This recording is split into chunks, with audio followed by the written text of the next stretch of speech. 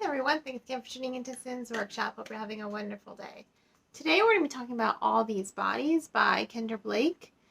She's the author of the best-selling series, the Three Dog Crown series, which I loved. Don't get me wrong.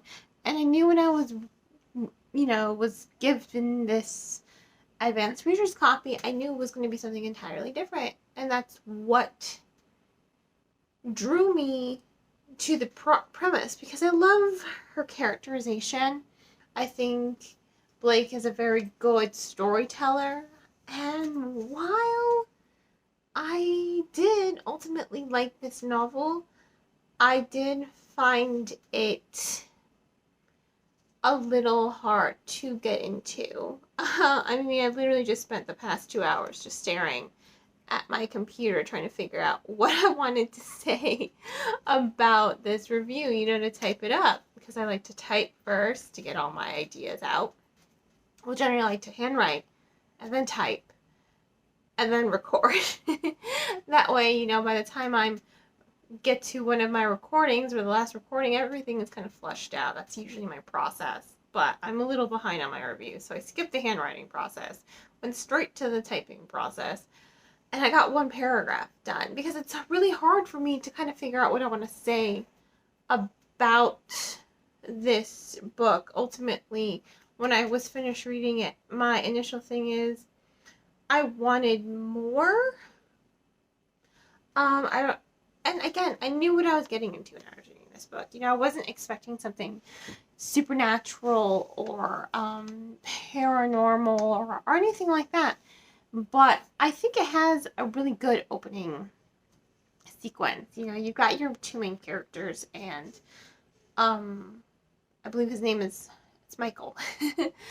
And you've got this girl. It takes place, I believe it's in 1950s, middle of nowhere, Midwest.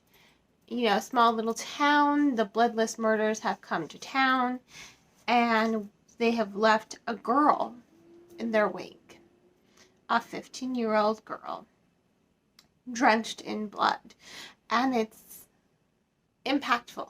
It's a really strong opening sequence. You're like, what in the heck? And you need to know, why was this 15-year-old girl standing in the middle of a house, in the middle of 3 bodies, covered in blood? None of it her own. And the blood belongs to the 3 victims, but they also call it the Dracula murders as well. So you're really drawn in by the intrigue, by the mystery, and by the way the story is told. It's kind of working its way backwards to forward. So our main protagonist, he is an aspiring journalist, and the girl has said, he is the only one she's willing to speak to, right? She won't speak to anyone else. She's like, you guys want my confession? You guys want me to give up my partner? He's the only one I'm going to talk to, the sheriff's kid, who is an aspiring journalist.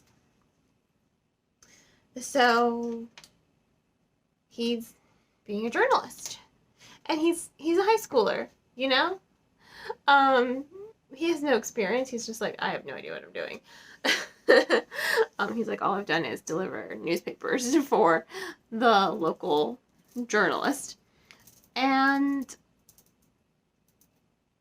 you really start to see a connection form between the characters. He really does have a lot of doubt. He's like, why won't you just give up your partner? Like, you clearly didn't do this alone. And she's just like, no one would be able to catch him anyway. I don't even know his real name.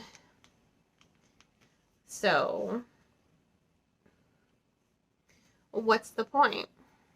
She's like, what do you mean, what's the point? The point is your life, death penalty. And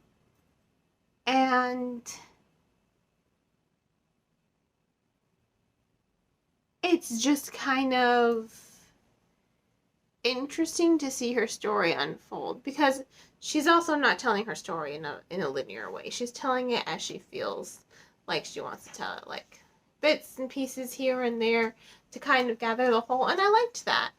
I liked that it wasn't straight linear. I liked how it was kind of just natural. It was organic. You know, sometimes when you're telling a story, you don't really go all the way back to the beginning. You go to the most pivotal moments before you really start retracing the entire story. So I did like that way of storytelling. But of course, you know, she is, you know, convicted and she's found guilty, and the supernatural element comes into effect saying, you know, early on, like, he drank it. Her partner, he drank the blood. That was it. He drank the blood. And everyone's just like, oh, so he's Dracula? And she's just like, I didn't say that. You're telling me where the blood went. You're asking me where the blood went. I'm telling you, he drank the blood. So, that's where your kind of paranormal, supernatural element, like, is she telling the truth? Is she not telling the truth? Is she a little delusional? But there is also someone who is starting to stalk our main character. Comes into the house. A lot of weird, eerie things start to happen. And I think that's where I wanted more, you know? It's like you're already kind of giving us this paranormal, supernatural kind of element. I wanted more of it, honestly.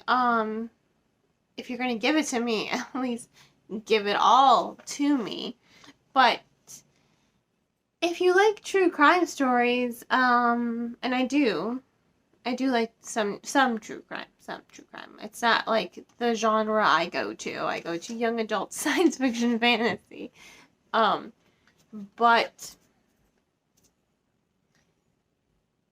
I think her storytelling is good. I think just for me personally, I wanted more from it because I do think the characterization is good. I do think you get to know the characters. You get to know this period of time, 1950s, you know, so I would classify this as a mystery, thriller, historical fiction, young adult novel, honestly, with just a splash, like just a little hint of paranormal, supernatural illusions. Because you don't really know. You don't really know if it's real or not. You don't really know. And that's sort, you know, you kind of kept on edge, like, that's kind of what kept me reading, like, okay, I need to know. Is there vampire?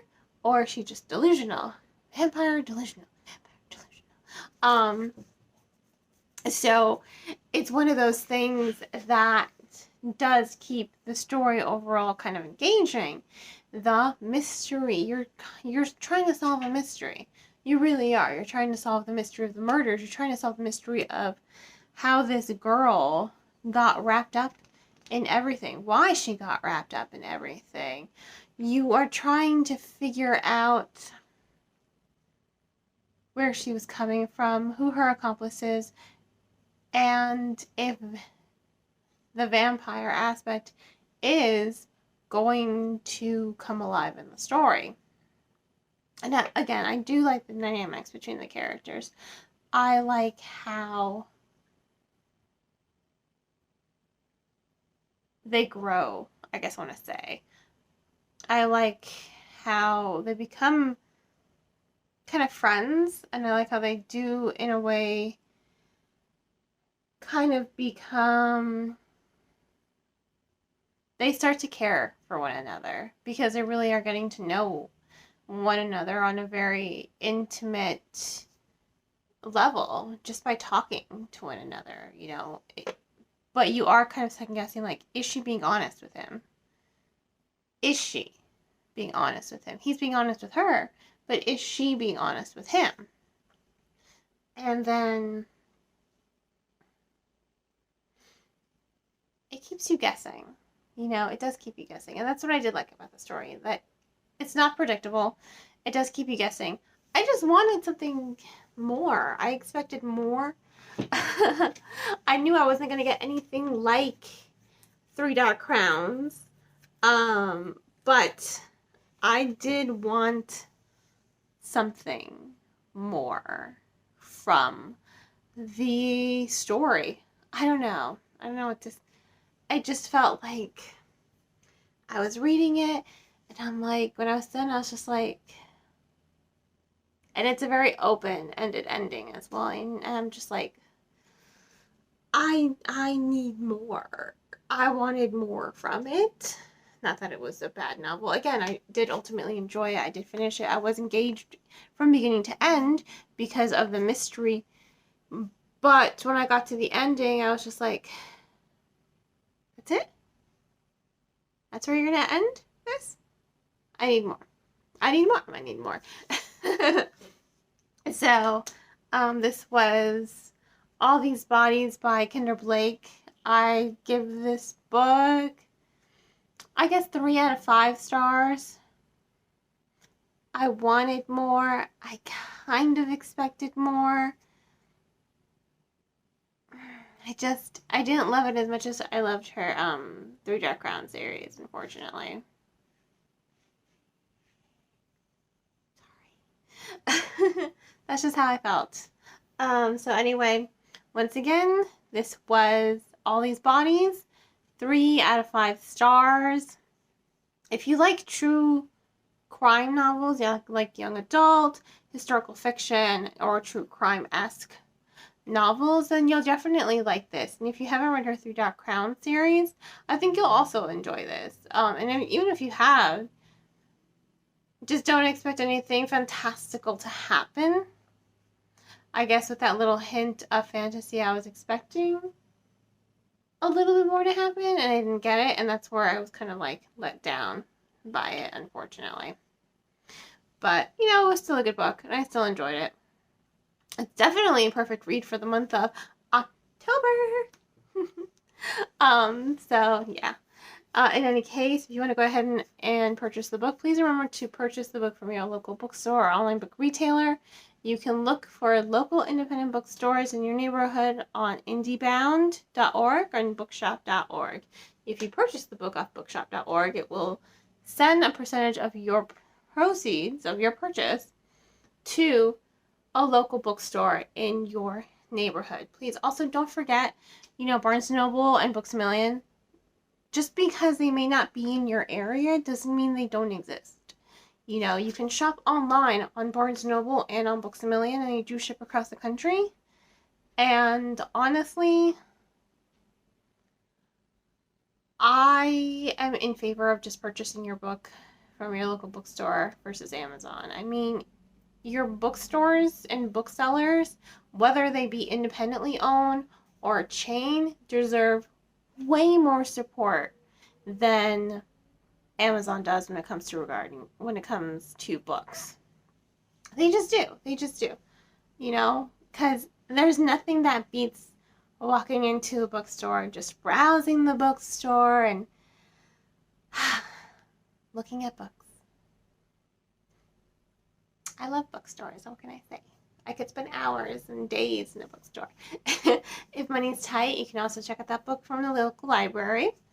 If they don't have it in stock, you can request that they get it in stock, or you can use your library card or sign up for a digital library card on your library's website and get the Libby app. All you need, it's free. You just need a library card, and you can get ebooks and audiobooks from your local library that way. And on that note, I hope you all will continue to support me here on YouTube by liking this video, sharing it with all your book loving friends, and subscribing to my channel. I hope you all have a great rest of your day, and as always, happy reading.